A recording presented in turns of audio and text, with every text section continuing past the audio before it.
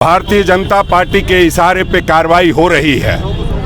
जिस तरह से इनकम टैक्स, ईडी, सीबीआई का इस्तेमाल चुनाव के दौरान किया जा रहा है, ये ठीक नहीं है। भाजपा लगातार प्रयास करे कि सारे एजेंसियों का इस्तेमाल करके, सारे सरकारी तंत्र का इस्तेमाल करके कैसे विपक्ष को कमजोर किया जाए कि चुनाव में उन्हें बढ़त मिल सके। हमारे अकाउंट्स को फ्रीज करना, हमारे अकाउंट से जबरन पैसा निकाल लेना और लगातार पेनल्टी ठोकना। अगर ये पेनल्टी ठोकना है तो सभी पार्टियों पर बराबर नज़र से देखना चाहिए। ये जो एजेंसियां हैं जो स्वतंत्र बनाई थी हम लोगों ने, उसको गुलाम बना करके कहीं ना कहीं काम कराया जा रहा है। अब जनता जान चुकी है कि किस तरह से तानाशाह ये सरकार कर रही है। अगर उनकी बात नहीं मान रहे हैं तो ईडी, सीबीआई का धौंस दिखा रही है। पूरे देश में जो भारत की सरकार है, केंद्र सरकार है, और जो भारतीय जनता पार्टी के इशारे पे कार्रवाई हो रही है, जिस तरह से इनकम टैक्स, ईडी, सीबीआई का इस्तेमाल चुनाव के दौरान किया जा रहा है, ये ठीक नहीं है। जब चुनाव की घोषणा हो गई है और बहुत सारी चीज़ों पे रोक लग जाती है, तब ऐसे कुकृत्य ठीक नहीं है। हमारे अकाउंट्स को फ्रीज करना, हमारे अकाउंट से जबरन पैसा निकाल लेना और लगातार पेनल्टी ठोकना। अगर ये पेनल्टी ठोकना है तो सभी पार्टियों पर बराबर नज़र से देखना चाहिए। अन्यथा ये लगेगा कि ये जो एजेंसियां हैं जो स्वतंत्र बनाई थी हम लोगों ने, उसको गुलाम बना करके कहीं ना कहीं काम कराया जा रहा है। चुनाव के वक्त में ये ठीक नहीं है।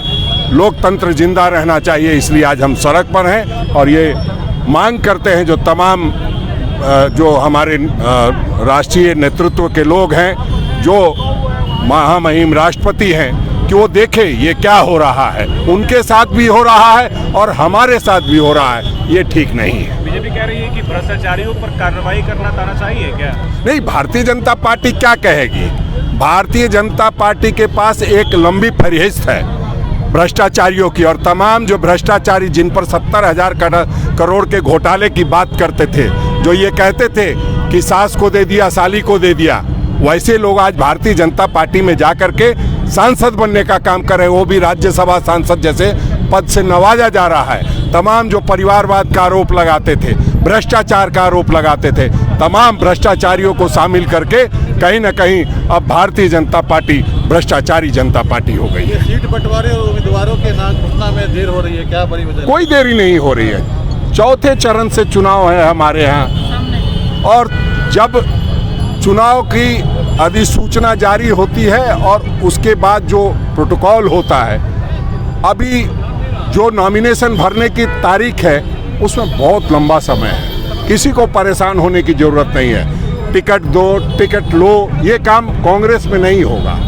वो कर रही है भारतीय जनता पार्टी, अपने नेताओं की हत्या कर रही है और आदरणीय गुरु जी के घुटनों में घुटना टेकने का काम कर रही है और उन्हीं के बहू के भरोसे चुनाव आगे लड़ने का काम कर रही है।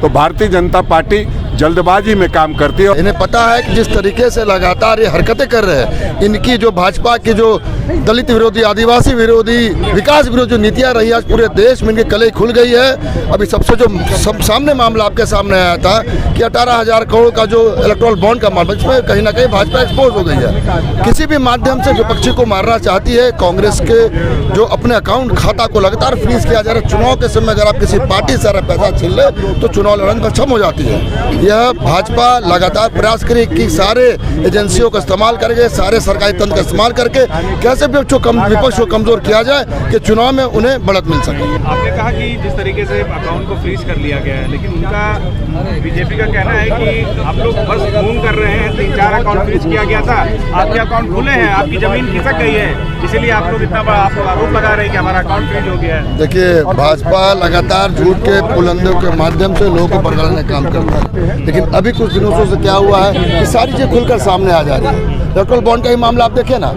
किसी भी मामले में जब आवाज़ उठाया जा रहा है, जो महिला सम्मान की बात करते हैं, ये सारे बलात्कार इनकी पार्टी में भरे।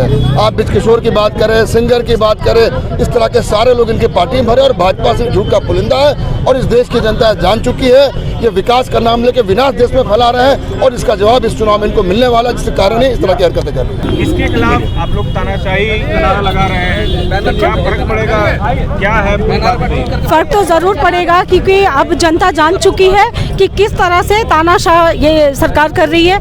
अगर उनकी बात नहीं मान रहे हैं तो ईडीआई सीबीआई का धौंस दिखा रही है। अगर उन्हीं के पार्टी में लोग शामिल हो जा रहे हैं जिनको वो दिन हमेशा गाली दिए, लेकिन उनके पार्टी में शामिल हो जा रहे हैं, तो वो दूध का धुला हो जा रहा है। तो कहीं ना कहीं ये भारतीय जनता पार्टी का चेहरा लोग जान चुके हैं और इस बार उनको सबक सिखाने का काम जनता करेगी। महिलाओं की भागीदारी की बात हो रही है, बीजेपी तंज कस रही है कि आप लोगों को, हम लोगों ने 3 महिलाओं को सड़क पर उतारा है आम चुनाव में।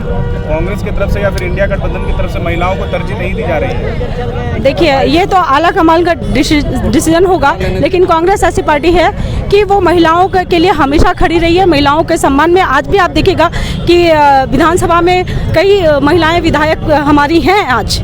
तो ये आप नहीं कह सकते हैं कि कांग्रेस पार्टी महिलाओं का फेवर में काम नहीं कर रही है, महिलाओं को सम्मान देने का काम नहीं कर रही है।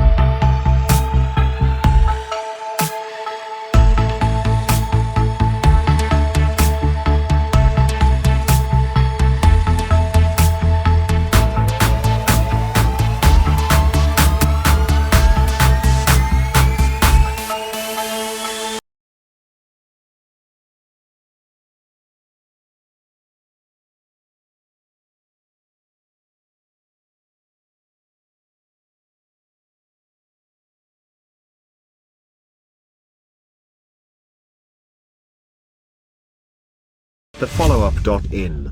Like, share, and subscribe. www.thefollowup.in